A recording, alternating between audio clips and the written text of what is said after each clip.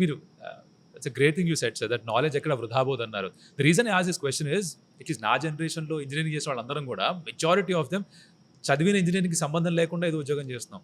Most of us came into IT. నేను mechanical engineer by education. But దానికి సంబంధించి ఏం పని చేయలేదు. ఐటీలోకి వచ్చా. దాని తర్వాత ఇప్పుడు నేను కామెంటరీ చేస్తూ ఉంటాను స్పోర్ట్స్ బ్రాడ్‌కాస్టర్‌ని. So but if somebody asks me ఎందుకు చేసావంటే I can see problem solve చేస్తా ఇప్పుడు నేను. Like engineering basically teachers to solve problem. So లైఫ్లో కనిపించే ప్రాబ్లమ్ని ఎలా సాల్వ్ చేయాలో ఆ ఆలోచన అట్లీస్ట్ ఇన్కల్కేట్ అయింది. So like you said nothing goes waste. మీరు బహుశా మీరు అన్నట్టుగా అప్పటికప్పుడు అది చేయలేకపోయారేమో కానీ but this a bigger thing and this never goes waste. అదేంటి మనం అప్లై చేయడానికి సిద్ధపడాలి. అదేదో ఒక కంపార్ట్మెంట్లో పెట్టేసి మూసేయకుండా కరెక్ట్ దాన్ని ఉపయోగించాలి. ఒకటి ముందు అప్రోచ్ టు ప్రాబ్లమ్ సాల్వ్. మెడిసిన్లో ఎలాగైతే మీరు ఎవిడెన్స్ అంతా తీసుకుని డయాగ్నోస్ చేస్తారు, ఇది డిటెక్టివ్ వర్క్. అది అక్కడి నుంచి how to deal with that ఒక సొల్యూషన్. లైఫ్లో కూడా అంతే, సేమ్ ప్రిన్సిపల్. లార్జర్ ఇష్యూస్లో కూడా దేశంలో కూడా my approach is the same now, like an engineers approach, like a doctors approach. ఇప్పుడు ఈ మధ్యన ఒక పుస్తకం వచ్చింది, డాన్ వాంగ్ అని చెప్పని, చైనా గురించి రాస్తూ ఇంజనీరింగ్ సొసైటీ అన్నాడు. చైనాలో పాలిట్ బ్యూరో సభ్యులు 9 మంది ఇంజనీర్లే. షీ జింగ్పింగ్ కెమికల్ ఇంజనీర్, ప్రతివాడు ఇంజనీర్. అక్కడ అమెరికాలో అందరూ లాయర్లే. తేడా రెండు దేశాల మధ్య అదే అంటాడు ఆయన. ఇప్పుడు చైనాలో ఏ పని చేసినా కూడా నియంతృత్వం పక్కన పెట్టాడు, చాలా తప్పులు జరిగినాయి. కానీ ఒక ప్రాజెక్ట్ తీసుకుంటే the way the implement is remark. Total engineering approach, systematic, critical path method లేదా మరొకటి తీసుకుని చాలా డిజైన్ చేయడం కానీ మరొకటి కానీ. ఒక చిన్న ఉదాహరణ చెప్పారు వాళ్ళు. 2008లో చైనాలో షాంఘై నుంచి బీజింగ్కి హై స్పీడ్ రైలు తీసుకురావాలని నిర్ణయం తీసుకున్నారు. 800 మైళ్ళ పైన, అంటే మనకి హైదరాబాద్ ఢిల్లీ ఎంత ఉందో సుమారుగా అంత డిస్టెన్స్. అదే సంవత్సరం అమెరికాలో బై ఓట్, డెమోక్రాటిక్ సొసైటీ కాబట్టి కాలిఫోర్నియాలో ఒక బ్యాలెట్ పెట్టి Los Angeles to San Francisco same distance 800 మైళ్ళ పైన హై స్పీడ్ రైలు కావాలని వచ్చింది. చైనాలో బై 2011 3 ఏళ్లలో $34 బిలియన్ ప్రాజెక్ట్ పూర్తయిపోయింది.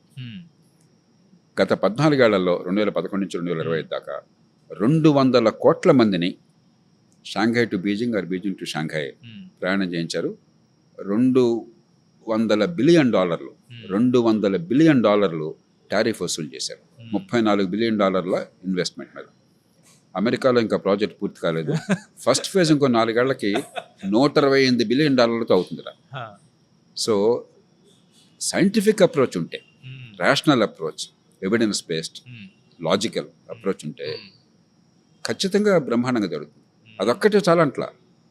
చైనాలో ఫెయిల్యూర్ ఏంటంటే డెమోక్రసీ లేకపోవడం. కరెక్ట్. అందుకనే వన్ చైల్డ్ నామం పెట్టి దేశాన్ని గందరగోళం చేశారు. మరికొన్ని పొరపాట్లు జరుగుతున్నాయి. కానీ దేర్ ఇస్ ఆల్సో పాజిటివ్. మీరు ఒక డెసిషన్ మేకింగ్లో మీకు ఎవిడెన్స్ తీసుకుని లాజిక్ అప్లై చేసి సొల్యూషన్ వస్తే వచ్చే పద్ధతి వేరు. గుడ్డెద్దు చెవులో పట్టట్టుగా ఏదో ఇంట్యూషన్తో ఏదో మనసులో పెట్టింది, పూర్లో బుద్ధి పుట్టింది, తెల్లారుతో 4 గంటలకి అది చేసేస్తా అని చెప్పంటే వచ్చేది వేరు. సార్ మీరు why did you choose IAS? అంటే వేరే ఆప్షన్స్ కూడా ఉంటాయి మీకు, ఐపీఎస్ ఆర్ ఇంకోటి ఆలోచించాలి. నా లక్ష్యం ఏమిటి? క్లియర్, దేశంలో మార్పుల భాగస్వామిని కావాలని. ఇంకో సర్వీస్ పెట్టాలి అసలు నేను, అవసరం లేదు. I would not have considered also. It never occurred. Highly competitive exam. Typical ఇప్పుడు ఆర్ రాదర్ గత 10-20 సంవత్సరాలుగా చూస్తే 12th ఫెయిల్ మూవీ వచ్చింది, చూసారా మీరు? I don't know if you watch that movie. చూడలేదు కానీ విన్నాను దాని గురించి. ఒక there is a guy, real life story అది, based on real life person. పదే ట్రై చేస్తూ ఉంటాడు.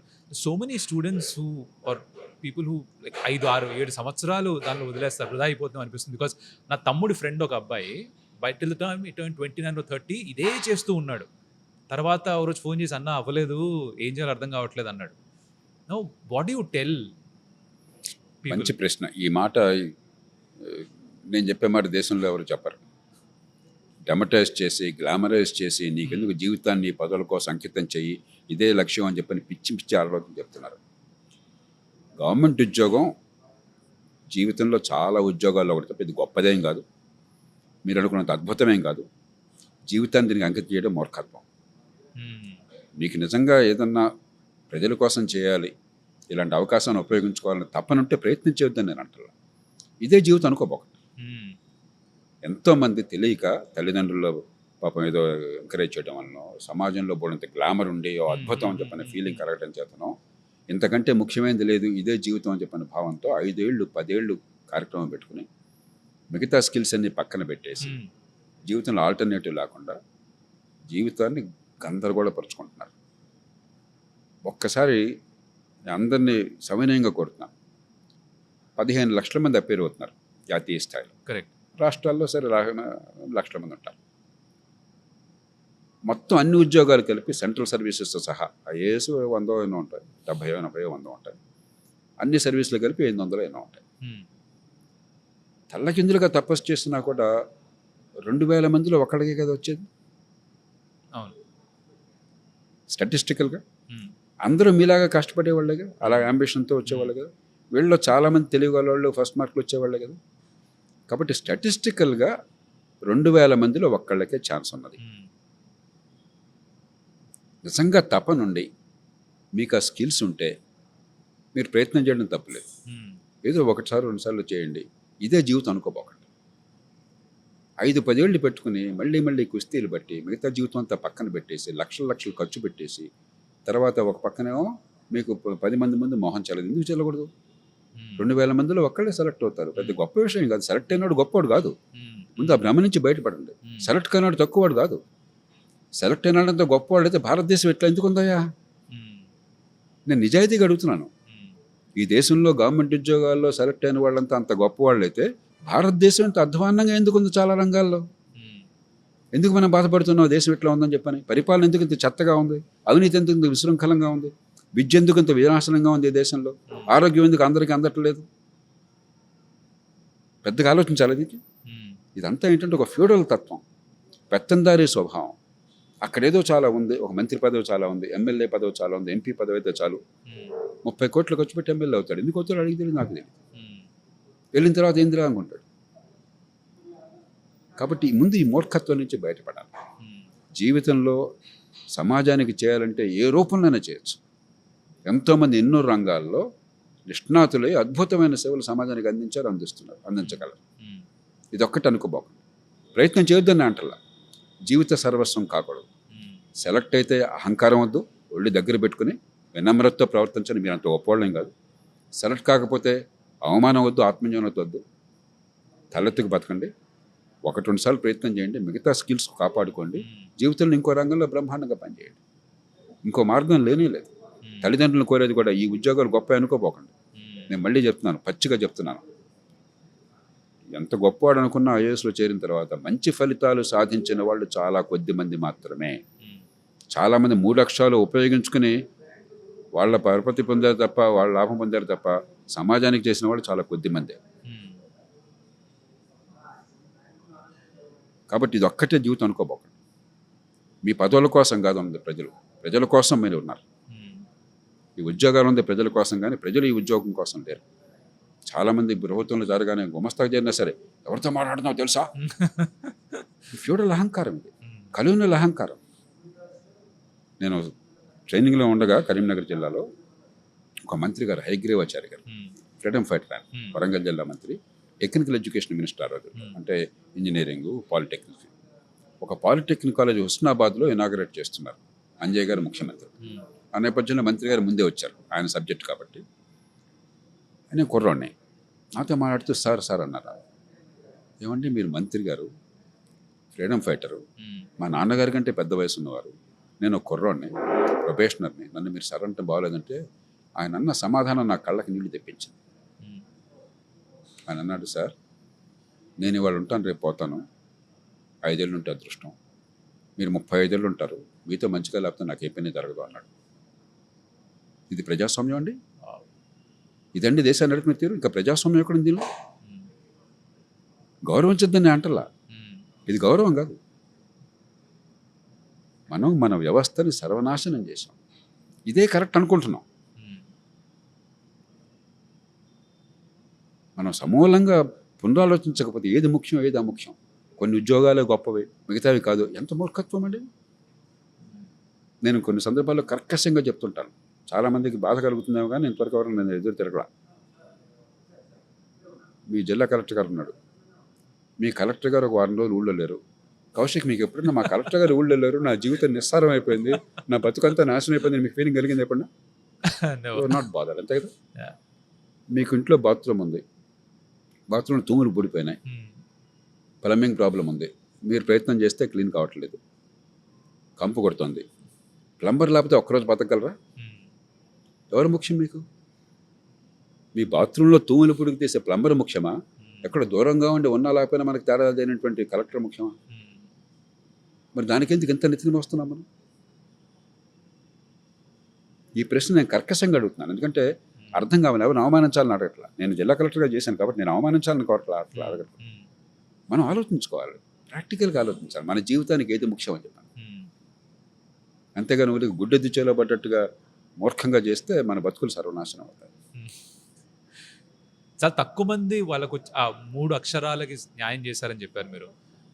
ఐ సీన్ ప్రీవియస్ ఇంటర్వ్యూస్ అలా మీరు చెప్పారు that మీరు చేసింది ఇప్పటికీ చాలా చెప్పుకుంటారు కానీ యూ యోర్ సెల్ఫ్ థింక్ 20-30% మాత్రమే చేయగలిగారు. అల్ప సంతోషులు ప్రజలు That was where I was చేసిన coming to, కొద్ది sir. దాన్ని బ్రహ్మాండంగా కాదు. మనం కూడా మొలక చెట్టు ఎక్కితే చాలా పొరపాటు. Huh. ఎంతో కొంత చేసాం, తృప్తి ఉంది, నాకేం Right. ఆగలేదు. Huh. కానీ చేయాల్సింది చాలా. Hmm. మనం చేయాల్సింది 70-80 జరగాల్సి ఉంటే 100లో 30 చేస్తే తృప్తి పడుతున్నారు. Hmm. మిగతా వాళ్ళు 10-5 చేస్తున్నారు కాబట్టి. Hmm. చెట్లు నుంచి రావడం చెట్టు మహావృక్షం. సార్ 20-30% చేశారన్నారు కదా, మీ దృష్టిలో 70-80% అంటే can give us an example ఒక 3-4 విషయాలు. ఇప్పుడు నేను జిల్లా కలెక్టర్గా చేశాను ఉదాహరణకి. Hmm. ఈవేళ నాకు ఎంత తపన ఉందో విద్య బాగా అందాలి ప్రతి బిడ్డకి నానాడు ఉంది. Hmm. అందించగలిగానా? Hmm. అందరికీ మంచి ప్రాణాల విద్య ఇవ్వలేకపోయినా నేను. Hmm. నా ప్రయత్న లోపం కాదు, Hmm. నా పొరపాటు కాదు, వ్యవస్థ లోపం. Hmm. మంచి ఆరోగ్యం అందించగలిగాను అందరికీ, కొన్ని చేయగలిగాను, 2 లక్షల ఎకరాలు నీటిపారుదల ఇవ్వగలిగాను. Hmm. నా పలుకుబడో లేకపోతే నా మేధస్సు ఆలోచన ఉపయోగించి కృష్ణా గోదావరి డెల్టాల్లో ఇరిగేషన్ డ్రైనేజ్ వ్యవస్థను బాగు చేయించడానికి ఒక మార్గం ఇవ్వగలిగాను. Hmm. కానీ చేసినవి చెప్పుకుంటున్నాను, నేను Hmm. గర్వపడుతున్నాను. చేయాల్సినవి అవి జరగకపోతే సమాజం నష్టపోయేవి నేను చేయలేకపోయినా సంత మర్చిపోతున్నాను, అది మామూలు అనుకుంటున్నాను. Hmm. అందుకనే నేను చెప్పేది 70-80 జరగట్లా. Hmm. 30 జరిగితే బ్రహ్మాండం అనుకోండి, ఎందుకంటే 30 కూడా జరగట్లా, 5-10 జరుగుతుంది. Hmm. Hmm. ఈ 70-80 జరగట్లేదన్న భావన మనకు లేకుండా మనం చాలా ఒక స్మగ్గా ఉన్నాం, Hmm. కంప్లేసెంట్గా ఉన్నాం. మనం చాలా సాధించామని బొజ్జ విరుచుకుంటున్నాం, Hmm. అంతే సాధించట్లా. చేసిన దాన్ని సంతోషపడదాం, చేయాల్సిందని గుర్తించి చేసేయాల్సింది చేద్దాం. Hmm. అల్ప సంతోష్ అని పదం వాడారు. ఐ రిమెంబర్ ఒకసారి ఇంటికి ఒక పెద్ద ఆయన వచ్చి ఈ said something that contentment is a continuous feast అన్నారు ఆయన. నౌ ఇది I think it's ingrained in us in certain sense కదా, అల్ప సంతోషాలుగా ఉండడం, చిన్న చిన్న విషయాలకి ఆనందపడిపోవడం, చిన్నప్పటి నుంచి కూడా తక్కువలో ఎలా హాయిగా ఉండాలి, ఎలా హ్యాపీగా ఉండాలి అని నేర్పిస్తూ ఉంటారు. వాజ్ ఇట్ బికాజ్ 2-3 జనరేషన్ క్రితం అయితే వీఆర్ లుకింగ్ టు సర్వైవ్. బహుశా అప్పట్లో అది బేసిక్స్ ఉంటేనే చాలా ఎక్కువ. మీరు అన్నట్టుగా మనం స్టార్ట్ చేసే ముందు అనుకున్నాం నీళ్లు ఉంటేనే చాలా ఎక్కువ అనుకునే సిచ్యువేషన్స్ కూడా ఉన్నాయి ఒకప్పుడు అని. Is it something to do with that? అందుకు అల్ప సంతోషం. 2 వేరు విషయాలు కౌశిక్. అల్ప సంతోషం వేరు, కంటెంట్మెంట్ వేరు. ఉన్నదాంతో తృప్తిపడ్డం వేరు. ఉదాహరణకి నాకు ఇది ఉంది, లేని దాని గురించి రోజు ఆరాటపడడం, గొడవ చేయడం కాకుండా దీంతో ఎలా గడుపుకోవాలని చెప్పి ఆలోచించు. అది ఈ దేశానికి చాలా వరం. మన కుటుంబాలు ఉన్న దానిలోనే 1000 రూపాయలు వస్తే 1000 500 రూపాయలు ఖర్చు పెట్టి 500 రూపాయలు పిల్లల కోసం దాచిపెడతారు. కరెక్ట్. అలా ఉంది కాబట్టి మనందరం ఇట్లా ఉన్నాం. ఇంత పేద దేశంలో మనందరం కూడా ఈవేళ కాస్త కూస్త గౌరవప్రదంగా ఉన్నట్టు మన తల్లిదండ్రులు వాళ్ళ తల్లిదండ్రులు చేసిన త్యాగాల ఫలితం. అది వేరు. కానీ ఇంత చేయగలిగింది ఉన్నప్పుడు ఒక సమాజంగా ఇంతే జరుగుతున్నప్పుడు, ఇది సాధ్యమైనప్పుడు, సాధ్యమైతే అసాధ్యమైనటువంటి కల కాదు ఇది, దానికి కావలసిన బాటలు వేయకుండా బ్రహ్మాండంగా ఉన్నాం అనుకోవటం అది అల్ప సంతోషం. ఈ రెండుకి తేడా. తృప్తి అవసరం, కంటెంట్మెంట్ అవసరం. దానికి బుద్ధుడు చెప్పినట్టుగా నాకు ఎంతసేపటికి అది కావాలి ఇది కావాలంటే జీవితంలో శాంతి లేదు, సంతోషం లేదు.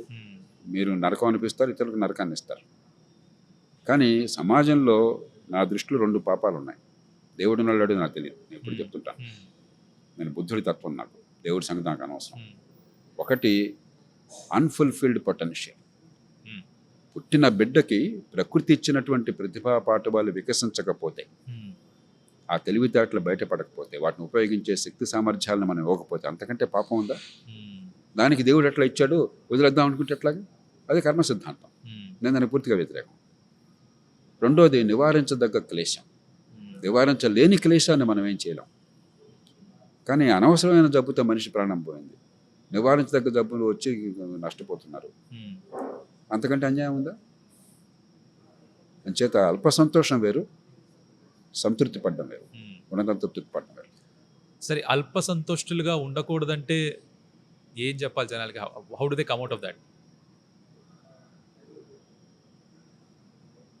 కనీసం సమాజం విషయంలో వ్యక్తులు మనం నిర్ణయించుకోవాలి. నాకు ఎంతవరకు కావాలని చెప్పి మన ఇష్టం అది. కానీ సమాజం విషయంలో ఈవేడున్న అవకాశాలు ఉపయోగించి ఈ 2 పాపాల నివారణ కావాలన్న తపన మనకు ఉండాలి పౌరులు. నా వరకు బాగుంది, నా కుటుంబం బాగుంది, నా చిన్ని బతుకు శ్రీరామ రక్ష, పక్కోడు చచ్చినా పర్లేదు అనుకుంటే రేపు పొద్దున మనకు తాకుతుంది. ఈ స్పృహ కావాలి మనకి. ఎంపతి అంటామే. ఇతరులు అన్యాయంగా అనవసరంగా కష్టపడుతుంటే కష్టానికి మనం కూడా బలవుతాం అన్న భావన మనకు రాకపోతే, నా వరకు నేను బాగున్నాను, నాకు డబ్బు ఉంది, లేకపోతే నాకు పరపతి ఉంది, నాకు హోదా ఉంది, నేను మంత్రిని అయినాను, నా మాట పోలీసు వాళ్ళు ఉంటారు, అన్యాయం జరిగిన నాకు అన్యాయం తాకదు అనుకున్నట్టయితే ఆ సమాజం ఎల్లకాలం నిలవదు. అది అన్యాయం, అది ఇమ్మోరల్, అనైతికం పక్కన పెట్టండి. అసలు ఇట్స్ నాట్ సస్టైనబుల్. సమాజంలో అందరూ కూడా నేను ఎదగలను, నా భవిష్యత్తు బాగుంటుంది, నా పిల్లల భవిష్యత్తు బాగుంటుంది, ఉన్న మేరకు అవకాశాలు అంతే నమ్మకం ఉంటేనే సమాజంలో శాంతి ఉంటుంది. ఎంతకాలం పోలీసులతోనూ కవచాలతో బతుకుతారు మీరు? కాబట్టి ప్రాక్టికల్ కామన్ సెన్స్ కావాలి. సస్టైనబుల్ సొసైటీ కావాలంటే we have to give opportunity. అందరూ సమానం కాలేరు, అవసరం లేదు. కానీ సమాన అవకాశం వేరు, సమానమైన హోదా వేరు, సమానత్వం వేరు. బట్ నా ఇమీడియట్ సర్కిల్ని దాటి కూడా దాన్ని ఇంప్రూవ్ చేయాలని చాలా తక్కువ మైనారిటీ ఆలోచిస్తారు. అసలు ఆ థాట్ ప్రాసెసే ఎవరికి నేర్పించరు. I don't really see that happening in schools. బహుశా కర్మ సిద్ధాంతం కారణం కావచ్చు. మనం పూర్వకాలం పూర్వజన్మ సుకృతం అని చెప్పాను, దాని నుంచి బయటపడాలి. దిస్ వరల్డ్, ఇంకో వరల్డ్ ఉందో లేదో మనకు తెలియదు, మీరే నమ్మకాలు ఉన్నా కూడా. అండ్ ఇన్ దిస్ వరల్డ్ మన అదృష్టం కొద్దీ ఈ వరల్డ్ ఇందాక మనం మొదట్లో అనుకున్నాం, ఈ కాలంలో ఉన్నాం. కరెక్ట్. ఇంకో కాలంలో అయితే నిజంగా మనం చేయగలిగింది ఏం లేదు పెద్దగా, మనసు బాధపడటమే కానీ. ఉదాహరణకి 40-50 ఏళ్ల క్రితం తీర ప్రాంతంలో ఉప్పు నీళ్ళు వచ్చాయి. మంచినీళ్ళు అందాలంటే మా దగ్గర పరిష్కారాలు పెద్దగా లేవు, కానీ పెద్ద ప్రాజెక్ట్ తీసుకొచ్చి పైప్ లైన్ వేయడం తప్ప. ఇవాళ రివర్స్ ఆస్మోసిస్ ఉంది, డీసాలినేషన్ ప్రాజెక్ట్స్ ఉన్నాయి. సో ఈ అంటే గతంలో మనకి సమస్య తెలిసిన పరిష్కారం లేని, ఇవాళ టెక్నాలజీ, ఎకనామిక్ ఫోర్సెస్ వల్ల చాలా తేలిక పరిష్కారం ఏది ఉంది. ఇవాళ కూడా నేనేం చేయాలని చెప్పి కూర్చుంటే ఎట్లా? ఇప్పుడు కూడా ఇవాళ దేశంలో చాలామంది తెలుసో తెలియదో, రోజుకి 100 మంది పాము కాటుతో చచ్చిపోతున్నారు. 20-25 సంవత్సరంలో భారతదేశంలో రోజుకి 100 మంది పాము కాటుతో చచ్చిపోతున్నారు. మనది మామూలు అనుకోవాలా? దానికి యాంటీవెనమ్ ఉండగా రోజుకి 100 మంది కుక్క కాటికి బలి అవుతున్నారు, చనిపోతున్నారు రేబీస్ వచ్చి. కరెక్ట్. దానికి వ్యాక్సిన్ ఉంది. జస్ట్ 2 ఉదాహరణలు చెప్తున్నాను. నేను ఒక 19 ఏళ్ల పాటు పోరాడిన ఒక చిన్న అంశం కోసం, మీరు ఇందాక వైద్యం ఎలా ఉపయోగించాలని చెప్పన్నారు. అదేమిటది? Rubella vaccine, mumps, measles and rubella vaccine. నాకు మమ్స్ చాలా ముఖ్యం, పొంగు అంటాం మనం. దానివల్ల చాలా జబ్బులు వస్తాయి, కిడ్నీ ఫెయిల్యూర్ రావచ్చు, రకరకాల ప్రాబ్లమ్స్ రావచ్చు. నన్ను బాగా అంతకంటే కదిలించింది రుబెల్లా. రుబెల్లా ఏమిటంటే, తల్లికి బిడ్డ గర్భంలో ఉండగా తల్లికి సోకుతుంది. ఒక రోజు జ్వరం వస్తుంది, రోజు జ్వరం వస్తుంది, చిన్న ర్యాష్ వస్తుంది, పోతుంది, ఏంది ఇది. కానీ బిడ్డ అంగవైకల్యంతో పుడుతుంది. ఏడాదికి 3-4 లక్షల మంది పిల్లలు ఈ దేశంలో అలా అంగవైకల్యంతో పుడుతున్నారు ఈ రుబెల్లా ఇన్ఫెక్షన్ వల్ల. దానికి వ్యాక్సిన్ ఉంది, టీకా ఉంది. మిడిల్ క్లాస్ వాళ్ళు, డబ్బు ఉన్న వాళ్ళు సొంతంగా వేయించుకుంటున్నారు. గవర్నమెంట్ టీకా ప్రోగ్రాంలో అది లేదు ఆనాడు. 19 ఏళ్ళు పోరాడారు. అరే, మన కళ్ళెదురుగా 3 లక్షల మందికి ఏడాదికి అంగవైకల్యం నివారించగలిగితే, ఒక టీకా ద్వారా, టీకా బాగా అయితే దేశం అందరికీ అందిస్తే 100 కోట్లు ఎంత అవుతుందంతే. అది చేయలేకపోతే ఇంకా ప్రభుత్వాలు ఎందుకు, మనమంతా ఎందుకు? 100 ఏళ్ల క్రితం పరిష్కారం లేదు, ఇవాడుంది. నాకు 19 ఏళ్ళు పట్టింది చివరికి అది. ఇప్పుడు ప్రస్తుతం ఎంఎంఆర్ టీకా దేశంలో అందరికీ అందుతుంది. కరెక్ట్. నేను 2 రకాలుగా ఆలోచించవచ్చు. మీరు ఆప్టిమిజం అన్నారు, పెసిమిజం అన్నారు. అరే, 19 ఏళ్లలో బహుశా 40-50 లక్షల మంది అనవసరంగా అంగవైకల్యం గురయ్యారు, ఏం దేశం అని బాధపడవచ్చు. కనీసం ఇవాళ నుంచి 3 లక్షల మంది ఏడాదికి ఈ బాధ లేకుండా మనం పరిష్కారం వచ్చింది, ఈ పిల్లలకి భవిష్యత్తు బాగుంటుంది, సంతోషపడవచ్చు. So we have an obligation, we have to make things better. ఎవరో ఒక ఆయన గొప్పగా చెప్పాడు, our most important obligation is to be good ancestors. మన తర్వాత తరానికి మా పూర్వీకులు మాకు ఇది చేశారు, మా బతుకుల్ని మరింత అందంగా చేశారు. అది చేయకపోతే were unfit as human beings. Rang De Basanti ఒక మూవీ ఉంది సార్, రాకేష్ ప్రకాష్ మహారాజ్. దాని ఇస్ అ లైన్, कोई भी देश परफेक्ट नहीं होता है, परफेक्ट बनाना पड़ता है. Absolute. Looking at your journey, I think every step you took is trying to make it better. మీరు ఐఏఎస్గా ఉన్నంత కాలం you did whatever you could. మీరు దాన్ని 20-30% అంటారు, బట్ ఇవాళ even now it's kind of the gold standard, unfortunately like you say. But again దాని తర్వాత again another shift happened where you thought ఇది సరిపోదు, నా స్పియర్ ఆఫ్ ఇన్ఫ్లుయెన్స్ పెంచాలి అంటే ఇంకొక షిఫ్ట్ చేయాలి అని. Something about that. When did that switch happen? అంటే